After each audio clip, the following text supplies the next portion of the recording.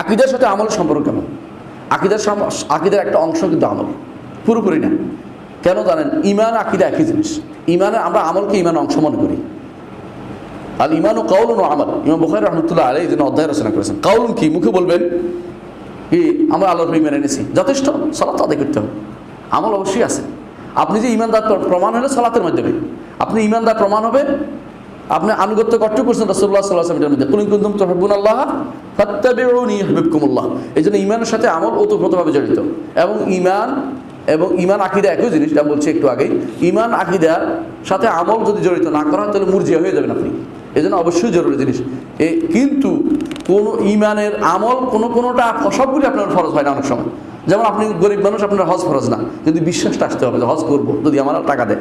জাকাত আপনার ফরজ হয় নাকি অন্য গরিব মানুষ হবে, কিন্তু যখন আপনি পয়সা জাকাত দিবেন, নিয়ত বিশ্বাস থাকতে হবে যেটা আমি করবো।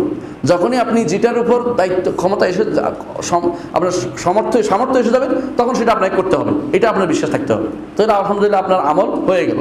এই আমল, এই জন্য আমল কালবি আছে, অন্তরের আমল কি বিশ্বাস করা যেটা আমি করবো। আর বাহ্যিক আমল যখন আমার সামর্থ্যবান আছে। সালাত কখনো বন্ধ হয় না, সালাত কখনো বন্ধ হয় না। এই জন্য সালাত হচ্ছে ঈমানের পরিচয়। যেই ব্যক্তি আকীদা আছে, শুদ্ধ বলে ঈমান আছে, তার জন্য সালাত করতেই হবে। সালাতের কারণ মাপ পাবে না কখনো। এই জন্য সালাত সম্পর্ক ওতপ্রোতভাবে জড়িত। এই জন্য সালাতকে ঈমানের বিরাট অংশ মনে করা হয়। যে ব্যক্তি সালাত আদায় করে না তাকে কাফের বলা হয়।